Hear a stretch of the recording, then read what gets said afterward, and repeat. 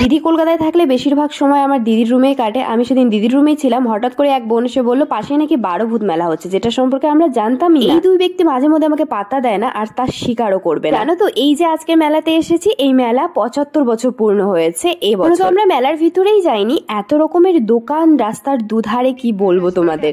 যাই হোক, আমরা কিন্তু দুদিন মেলাতে গেছিলাম। প্রথম দিন গিয়ে দেখি সবকিছু প্রায় বন্ধ হয়ে আসছিল, তাই সেদিন আমরা ঘুরে আসি। তার পরের দিন আমরা আবার চলে গেছিলাম মেলায়, কারণ প্রচুর কিছু দেখা। এই মেলার নাম 12 ভূত মেলা। আমি তো প্রথমবার এলাম। মন্দিরের ভিতরে ঢুকেই দেখি এখানে দ্বাদশ অবতারের প্রত্যেকটি মূর্তি খুব সুন্দর করে সাজানো ছিল, পুজো করা ছিল। পাশেই ছিল শিব মন্দির, আরো অনেক মন্দির। তোমাদের সাথেও শেয়ার করব, একটু মন্দির চত্বরটা ঘুরে নিই।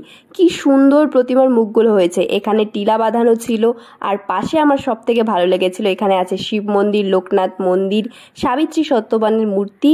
সবকিছু ভালো মতো দেখে এখন আমরা বেরোবো, তার কারণ অনেক ভিড় হচ্ছিল। এক এক করে সবাই দেখে নিয়ে আমরা বেরিয়ে পড়ি মেলার উদ্দেশ্যে। মন্দির ঘোরা হয়ে গেল। এবার মেলায় যাওয়ার আগে আমরা দেখলাম প্রসাদ দিচ্ছিল, আর মন্দির দর্শন করে প্রসাদ খাবো না তা তো হতেই পারে না। আমরাও লাইনে দাঁড়িয়ে পড়লাম। অনেক বড় লাইন ছিল, কিন্তু বেশিক্ষণ সময় লাগেনি।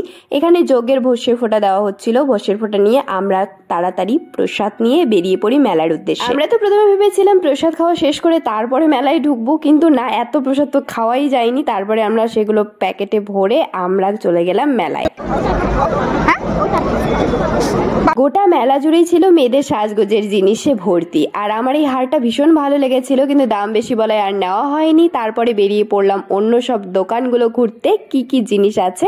আর আমার চোখ পড়ে যায় এই কিউট কিউট ক্লিপসগুলোতে। চুরির দোকান থেকে মেয়েরা আটকাবে না তা তো হতেই পারে না। প্রচুর খাবারের স্টল ছিল, আর এদিকে তো মানুষ অসুস্থ হয়ে পড়ছে ডিস্কোতে উঠে। যাই হোক, কেন যে এইগুলোতে ওঠে আমি জানি না। আমরা সোজা চলে এলাম পাপড়ি চাট খাওয়ার জন্য। সামনে ছিল একটা সোমপাপড়ির দোকান, যেটা সুরিয়া আমাকে বলেছিল প্রচুর দাম, নিস না।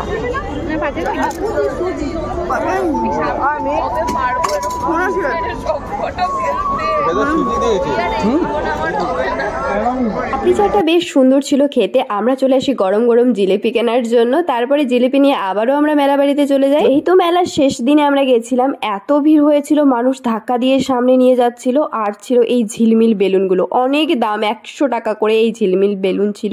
তারপরে আমরা সোজা চলে আসি পিঠের দোকানে। পিঠে খাওয়ার জন্য আমরা পিঠে প্যাকেট করে নিই।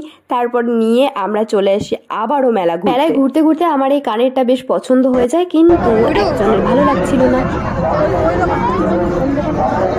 আর এই মেলায় সব থেকে সেরা লেগেছিল এই চুড়ির দোকানটা, যেখান থেকে আমি নতুন 2টো কালারের চুড়ি কিনেছি। কাঁচের চুড়ি ভীষণ প্রচুর আনন্দ করে শেষে আমরা পাপড় খেতে খেতে রুমে যাচ্ছিলাম। হঠাৎ করে রাস্তায় এই কাপের দোকানটা দেখে মনে হলো দিদি তো কাপ নিতে বলেছিল, তাই এখানে দাঁড়িয়ে আমরা কাপ নিয়ে নিই।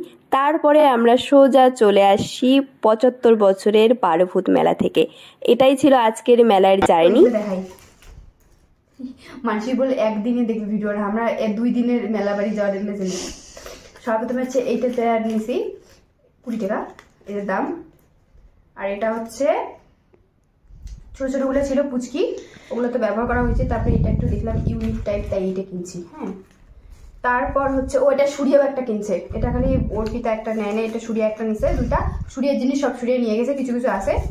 আর এই রকম এই 2টা ক্লিপ, এটা হচ্ছে 3 জনের 3টে ছিল, একটা নিয়ে গেছে, বাকি 2টা আছে এখানে। আর নিয়েছি এই 2টা কিউট কিউট, এটাও 3টা ছিল, একটা সুরিয়া নিয়ে গেছে। তারপর হচ্ছে এটা কিউট ব্যান্ডটা কিনেছিলাম প্যাকেটের জন্য, কারণ প্রসাদ রাখার আমাদের কাছে জায়গায় ছিল না, তার জন্য। কিরকম দেখা যায় রে?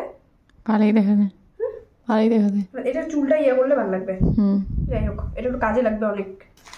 তারপরে ও আচ্ছা, এটা দেখাই, এটা আজকে কিনছি আমরা। এটা হচ্ছে সুরিয়ার এই কানেরটা। এই কানেরটা নিচ্ছে কত নিল রে? 150।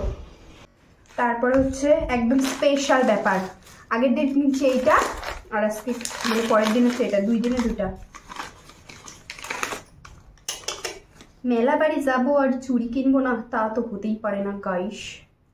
না, ভাঙে গেলে মুশকিল হয়ে যাবে। থাক, কত ভিডিওর জন্য তো নকশামি করার কোনো দরকার নেই।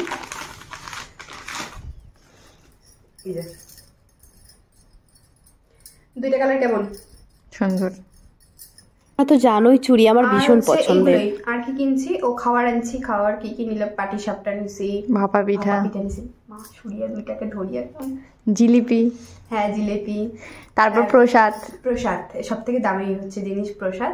আর হচ্ছে কাপ কিনছে ওই দুইজন, কাপগুলা দেখাইছি না তখন যেগুলা, হ্যাঁ পাটি সাপটা আর হচ্ছে আমাদের কি রে এটা, ভাপা পিঠা, সরি গাইস ভুলে গেছি। গাইস বড় শালি তো বড় শালি, না মানে শাশুড়ি, ও শাশুড়ি বলে ও বয় কি যেন যে এইটা নিয়ে সব কি সব আগ দিয়ে গেলেন। বড় শাশুড়ি বড় শালি না, এটা হচ্ছে ক্ষীরের পাটি সাপটা।